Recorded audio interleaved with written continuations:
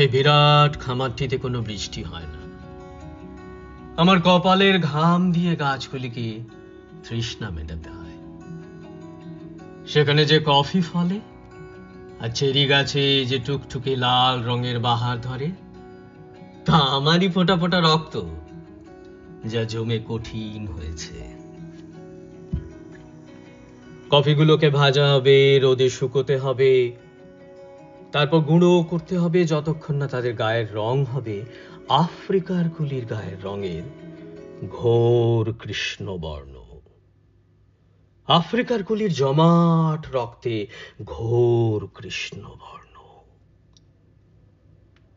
যে পাখিরা গান গায় তাদের জিজ্ঞাসা করো, যে ঝর্ণারা নিশ্চিন্ত মনে এদিক ওদিক ছুটোছুটি করছে তাদের, এই মহাদেশের মধ্যকার মানচিত্র থেকে যে বাতাস মর্মরিত হচ্ছে তাদের, কে ভোর না হতেই ওঠে, কে তখন থেকে খেটে মরে, কে লাঙল কাঁধে দীর্ঘ রাস্তা কুঁজো হয়ে হাঁটে, আর কেই বা শস্যের বোঝা বইতে বইতে ক্লান্ত হয়, কে বীজ বপন করে আর তার বিনিময়ে যা পায় তা হলো ঘৃণা, বাসি রুটি, পচা মাছের টুকরো, শতচ্ছিন্ন নোংরা পোশাক, কয়েকটা নোংরা নয়া পয়সা।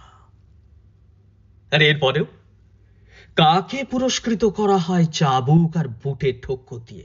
কে সেই মানুষ? কে ক্ষেতগুলিতে গম আর ভুট্টা ফলায় আর পাড়ি বাঁধা কমলা গাছগুলিতে ফুলের উৎসব জানে? কে সেই মানুষ?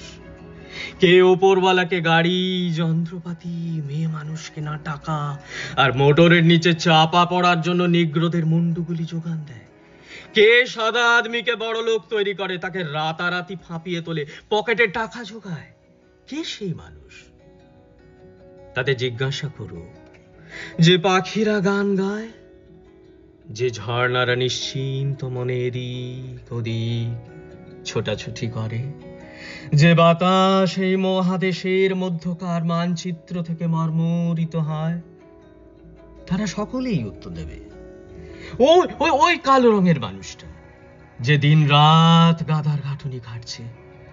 আহা, আমাকে অন্তত ওই তাল গাছটা চূড়ায় উঠতে দাও, সেখানে বসে আমি মদ খাবো।